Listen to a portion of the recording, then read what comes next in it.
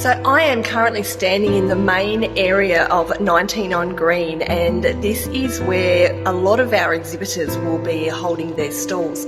So I just want to show you around quickly. So as you can see behind me, we have a beautiful, fully functioning kitchen. And where is it? There it is, all big fancy fridge there. Let me just turn the camera around and show you this absolutely gorgeous area. So as I said, this is where we will be having a lot of our exhibitors showcase their goods and their services, and then we can even come out the door here. Here we go, and we have also this gorgeous outdoor area where people will be able to hang out, they'll be able to enjoy their cuppas. Depending on how many exhibitors we have, we can overflow and put some of them out here as well. So very, very exciting. Absolutely a picturesque spot here at 19 on Green.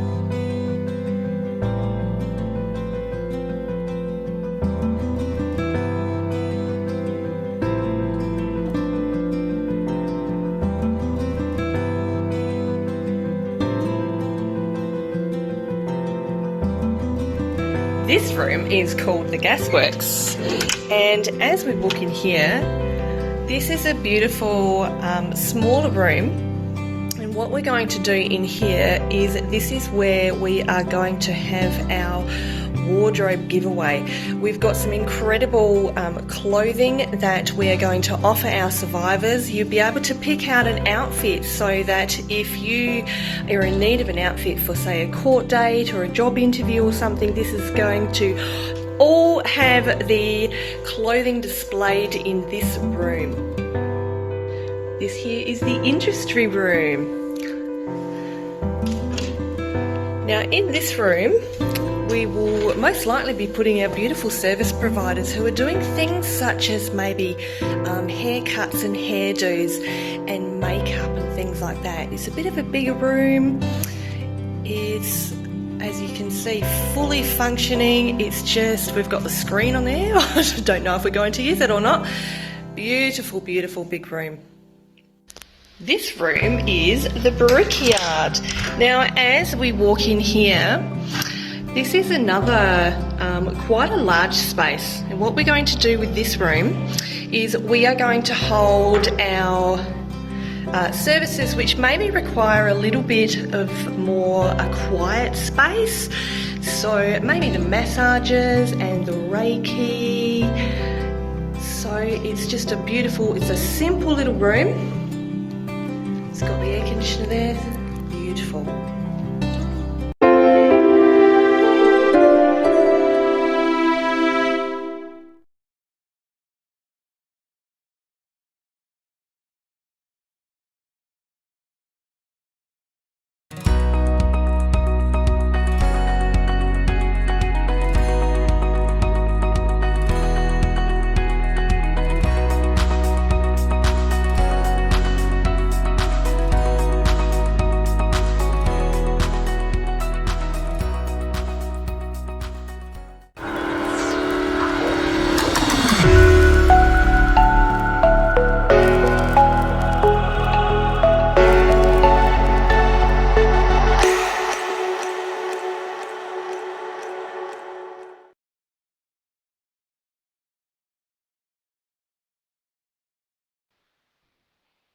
Hello, Ali. How are you? I know you're there. How are you, Ali? Oh, I'm good, Ali. How are you? I'm fantastic. It feels different without Rose today, but we know that she's here with us in heart and soul. Welcome today to Healing Through Love Show, where we're here to increase awareness with the community about providing family and domestic violence survivors with a soft place to land, and to also provide education in and around the areas of domestic violence. And as well as Healing Through Love Show, everybody, we hold annual Pamper Days for survivors in South Australia and Tasmania, where local businesses can pay it forward to give our survivors a much-deserved day of joy. And also, each week on this show, what we do is we interview experts and survivors who share their personal stories, as well as advice for those who have experienced abuse, no matter where you are on your journey. I love it. Thank you so much. Now, we don't have Rose with us today, but Ali, can you tell us a little bit more about our Pamper Day that's coming up in Adelaide? Just the date and the details, and we'll have a chat about it afterwards. You betcha we will. Yes, so we have our Pamper Day coming up on May the 22nd. That is a Saturday, and it is at 19 on Green at Brompton from 11 a.m. until 4. And as Charlene said, we'll give you more details a little bit later on. Excellent. Well, we've got a very special guest today, and I'd like to introduce our guest today, Susan Stark. Susan is a sexology bodyworker, a somatic sex educator and a counsellor, and has spent the last 3 decades, and she does not look that old, I'm just saying, working with survivors of sexual violence and trauma. Susan is passionate about supporting people through the healing, embodiment and pleasures. And I love the work that you do. I'd love you to tell us a little bit more about what it is that you do and how did you get where you are? Hi, Charlene. Thank you for having me here. What do I do? Well, I'm a somatic sex coach, and a big part of my work, I have a passion for working with survivors of sexual violence, reclaim their connection to their body, to pleasure, and I do that through my private practice, through groups, workshops here in Brisbane. Fantastic. So I'm so curious. How did you get to where you are? It's not something like, oh, you're at high school and you go, that's what I think I'll do. Yeah, okay. So I guess I started, 3 decades ago, just working as a grassroots community-based worker in women's services, and was extremely passionate about supporting all sorts of people through their experiences of trauma. And so I worked in that space in the grassroots community for many, many years. Then through my own journey, really discovered my connection to the body through healing through the body. And then that started initially through my journey into motherhood, actually, and being pregnant and connecting with my body through pregnancy, through birth. And so I got really curious in that space. And eventually both the worlds merged. So my work with trauma and my connection to the body, and I started to realize how important it was to include our bodies in our healing journey. Sex was a big part of that because I think certainly in my own experience and working with survivors, it was a really last frontier. And I often see people coming to me seeking support and not being able to bring this stuff up, not being able to talk to their counsellors or practitioners, or seeing someone for many, many years around healing around sex and intimacy and not getting anywhere. So the talk therapy was fantastic and it worked to a point, and then they were stuck. And so that got me even more curious and even more determined and passionate to bring this work in an accessible way to survivors. Yeah. Excellent. So what does bodywork look like?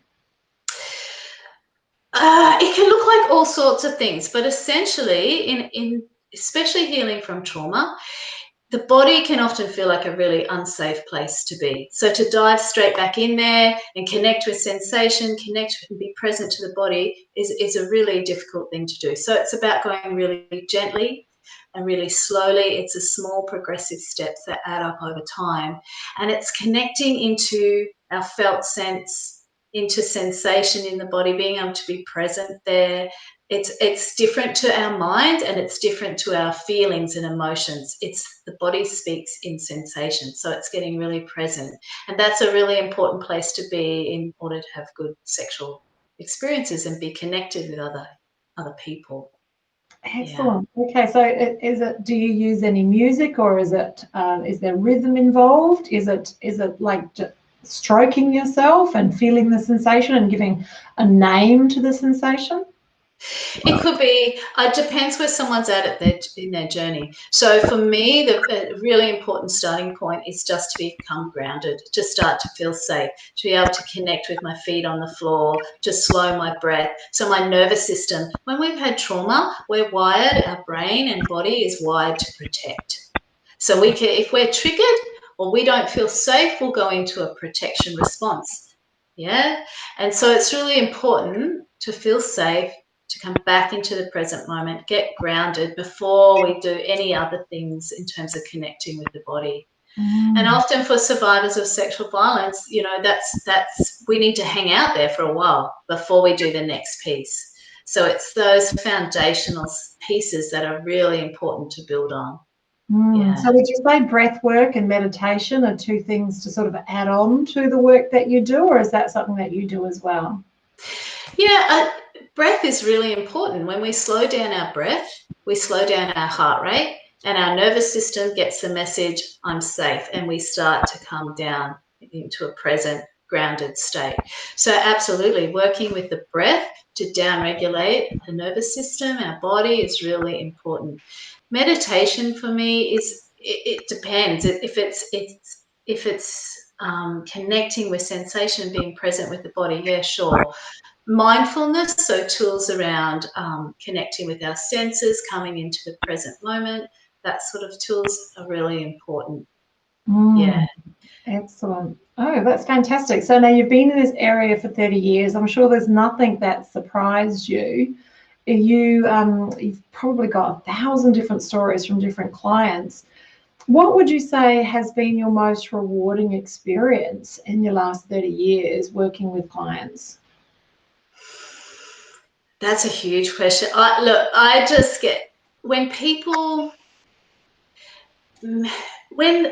experience even just little steps of change, my heart just sings. Like when I hear a survivor say, wow, for the first time, I was able to feel my no and honor my no and say no, that's huge. When they can reconnect with and communicate with a partner around their needs, around their boundaries, when they start to have more choice, all of those things that have been taken through their experiences of violence, even those little steps, I celebrate.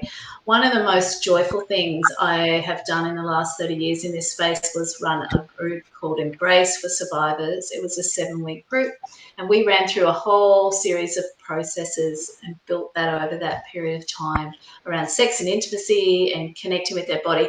That group was so empowered, they decided that they wanted to tell their stories and created a podcast for other survivors. So it's a podcast, it's freely available on Spotify, called Embrace, and it's survivors talking to survivors about how they have navigated this space, continued to navigate this space, and the tools they found that were useful in their journey. Yeah. That's fantastic. I would love for our readers and our listeners to have access to that. So we'll make sure, Ali, if you can pop that in the chat as well. Now, I understand that you're offering a very special offer today, Susan.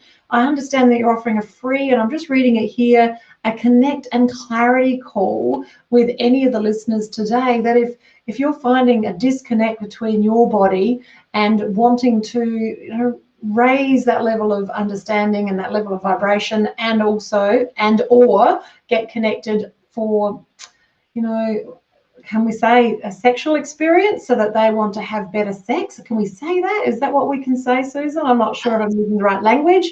Then book a call with Susan, and she will have a clarity session with you to see where you are and what you need to do to move forward.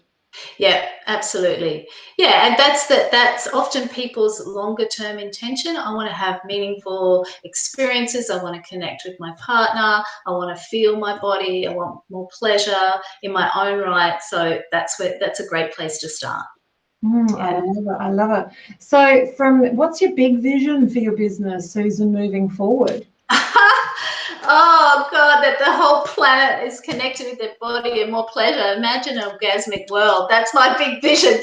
My vision is to resource people and support them wherever they're at in their journey, the next step. Yeah. Fantastic. And I'm just curious, how did you find the transition during COVID, like to move to the online space? For you, was it a blessing? For you, was it an eye-opener? For you, did it change the way you did business, or was it business as usual for you?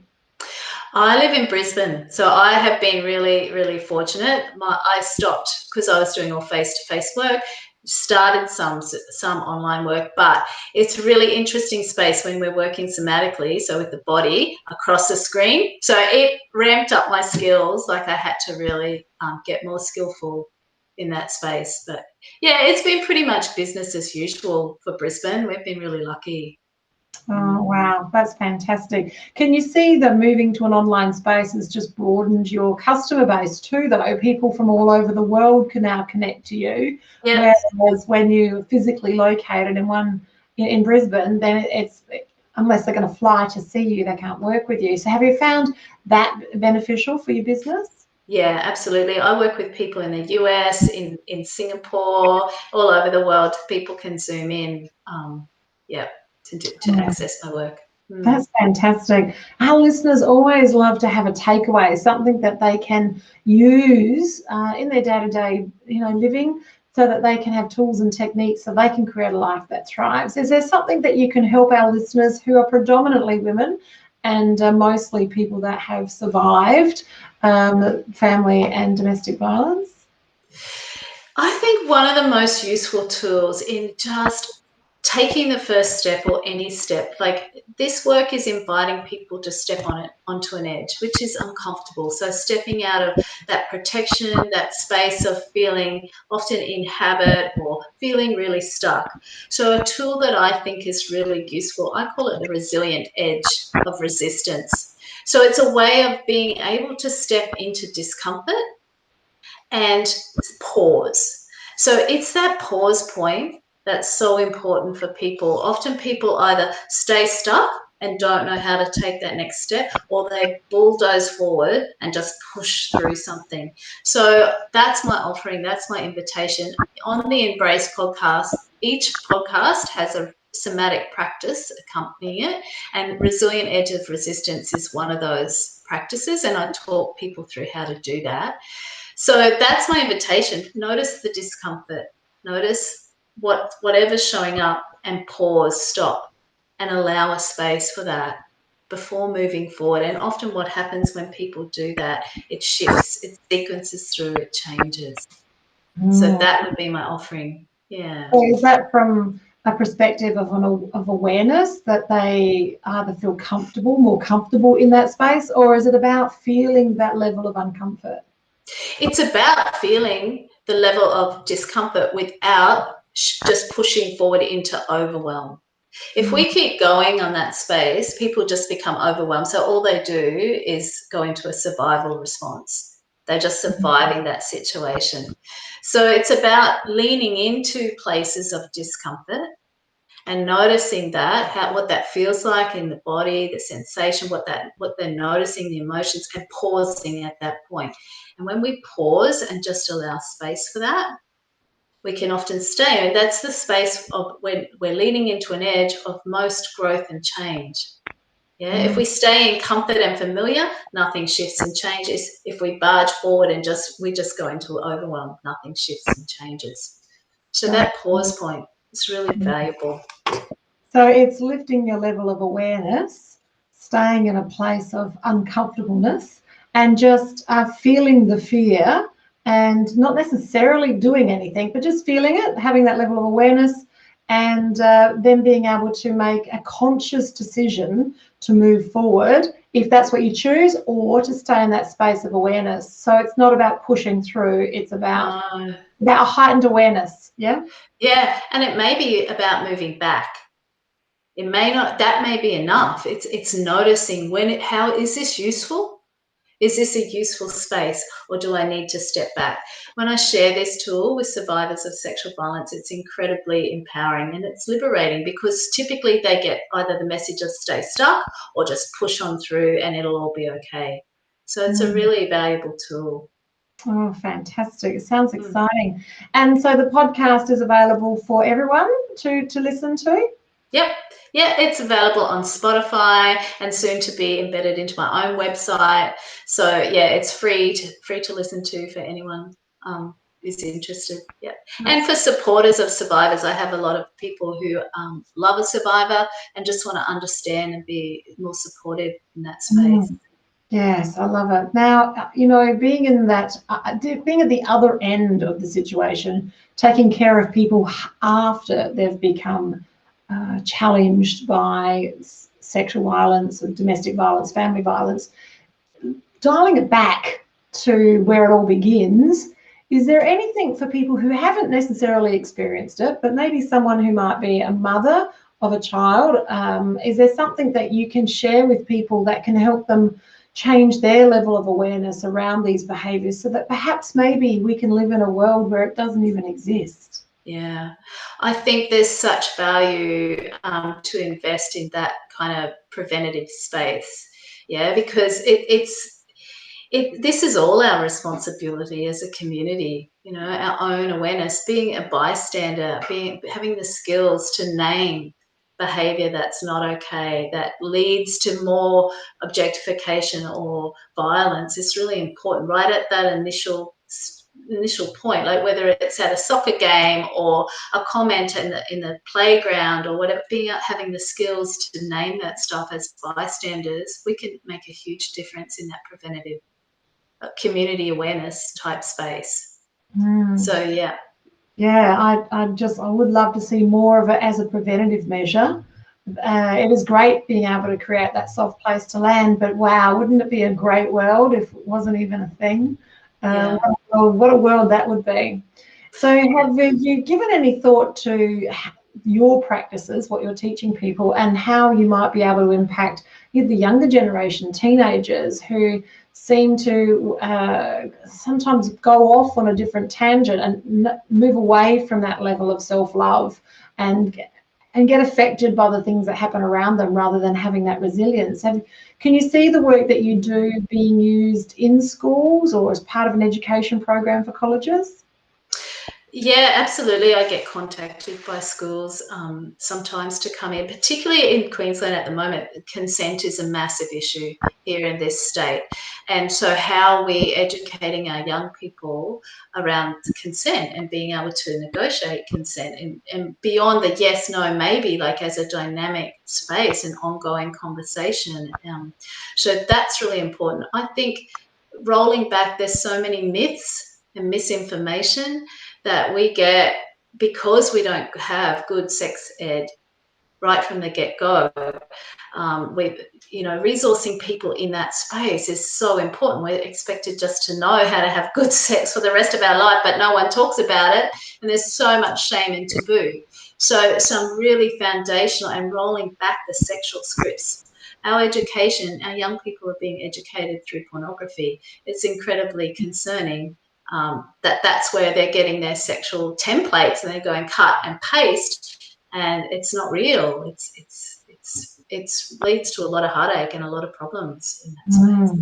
Yeah.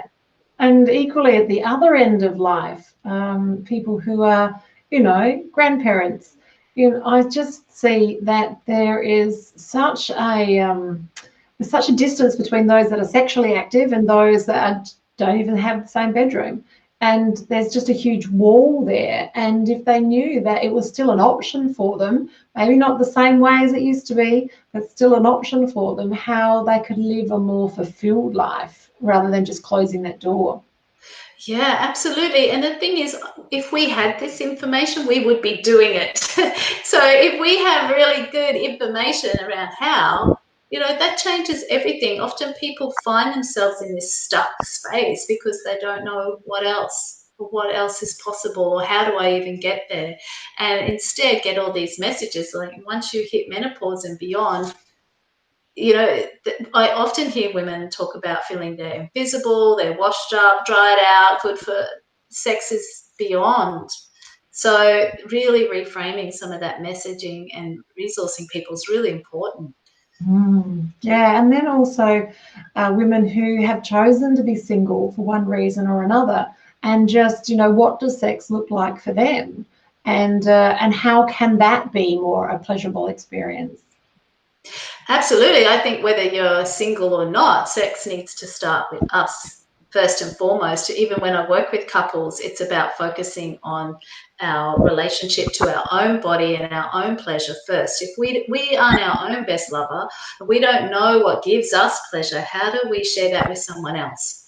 So our sexual relationship with ourselves has to come first and foremost, regardless of whether I'm relating or not. Yeah, absolutely. So I love it. So far you've taken us through what it looks like as a survivor, and it's baby steps, and it's getting comfortable with ourselves and understanding that resistance zone and what that feels like. And you don't have to go forward and you don't have to go back. You can actually make choices about which direction you go, about being comfortable with that level of uncomfortableness and having that level of observation. We've chatted about what it could look like to do some work in schools, and you've shared your big vision is for everyone to be comfortable with this. That's fantastic. And it's really gratifying to hear that moving into that COVID space, that for you found another way to get it done, even though this is a very physical therapy, that it is about the body, that you've still managed to find a way to up-level your skills so that you can still contribute, and it's widened your avatar so that you're now working with people all over the world. And that's good news. That's a COVID good news story. Yeah. And we've talked about what it'd be like in schools and also at the other end of life as well. And you've given us that great tip. I love it all. And you've also offered to us an amazing connection and clarity call. And that's for anyone who's listening who wants to take their feeling about themselves to another place, and whether it's obviously all based around sex, yes, but also just feeling good about yourself so that you can move forward. And Susan's offered to actually take that call, and her details are going to be in the chat and also in the description of the post as well. Susan, was there anything else that you'd like to share with our listeners today about what it is that you're doing in your business that they might be interested in getting involved in? Sure. I mean, I run workshops, I run retreats. They're mostly in Queensland. I can work one-on-one via Zoom, but my passion is supporting survivors to heal in this space. It's such important work. And if I can resource someone, even just on their next step, I'm really happy to do that. Yeah. That's lovely. And how do you find the girls working together in a group environment? Do you find that group dynamic helps the survivors move forward, or do you find that that's a hindrance? Like, is it better? I think it's a really useful space when someone's at, I think there needs to be some healing work done before people often step into a group space. So before I open groups up, I'm just about to open a new group up on another embrace group, and just meeting with people and seeing where they're at in their journey. Groups can be rich, learning environments, really supportive space where people come together, they realize they're not the only one, they see their experiences reflected in each other. It's really rich and valuable space to heal at the right point in someone's journey. So that group dynamic really is a powerful aid to move it forward. Yeah, it can be at the right time. Yeah. Oh, that's fantastic. Well, it's been fantastic chatting with you today, Susan. I wish you lived closer. When I'm up in Brisbane, I'll have to pop in and say hello. So is it Brisbane or Gold Coast? Brisbane. Yeah. Oh, that's where all the fun is anyway.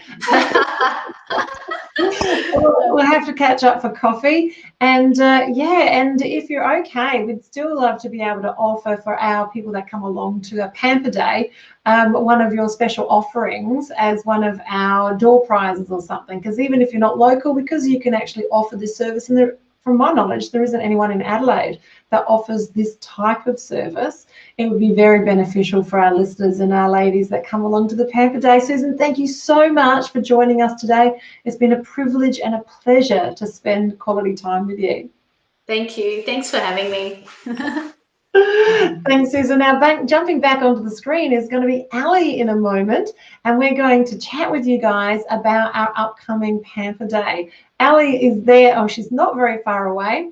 So, hi, Ali. How are you? Hello, beautiful lady. How are you? I'm magnificently magnificent. Another beautiful soul to have a chat to about healing through love. How amazing it is. It is just a beautiful world we live in. Ali, can you tell us a little bit more about the location for this beautiful event we've got coming up on the 22nd of May? Absolutely, I can, Charlene. We have this incredible community centre, 19 on Green. It's at 19 Green Street at Brompton. This centre has been upgraded and totally renovated probably about a year and a half ago now. I think it was just before everything happened last year. It is beautiful. We've got many, many different rooms where we're having different types of exhibitors in all the different rooms. So we've got a room where we've got some makeup and hair being done. We've got a room where we've got Reiki, we've got massage, tarot. Oh goodness, we've got a clothing store where survivors can come and pick out an outfit for themselves. There's just so much going on, Charlene. It's amazing. It's so exciting. It is a beautiful, beautiful spot with plenty of parking on road, I have to say too. Fantastic. It's going to be amazing. And it's not too far from Brompton, is that right? No. So it's in Brompton. So 19 Green Street, Brompton. It's actually very close to public transport as well. So remember, I think it's quite close to the tram station and the train station, which is very, very convenient. Oh, well, that's very convenient. That means in Adelaide, because Adelaide is the 20-minute city. You can pretty much get anywhere in Adelaide in 20 minutes, and because it's on the tram line and the train line and the bus line, you can easily get there. And we're looking forward to pampering these beautiful, beautiful women on this fantastic day. And all of our local exhibitors are people that are donating their time, effort and energy to be there to make a difference for people on that day. So today, if you're listening and you fall into one of two categories, either one, you're a survivor yourself, either yourself or your family, and you would like to come along and feel that love, experience this beautiful day that Ali's explained to you. Or two, you're a person who has a modality. You're either a healer of some description. It can be Reiki, it can be manicures, it can be absolutely anything. Have a chat to us, because we still have just a few spots left for people to come along and participate on the day and supply love to these women and help them move forward. Ali, is that everything? Have we covered everything? I'm missing Rose. I know that's very far away. But we did it, Rose. You'd be so proud of us. And we didn't break anything. I'm not even going to comment on that one. No, which is a pretty amazing. Guys, thank you so much for joining us today at our lunchtime Healing Through Love show. It's great to be able to showcase people who are on mission for their lives to make a difference for not just them and their families, but to other survivors, to create a soft place to land. I love getting together, as Ali does and Rose does, every Tuesday at lunchtime, to be able to pay it forward and make a difference. Together we can make a difference, guys. We'll catch you soon. Bye for now. Everybody.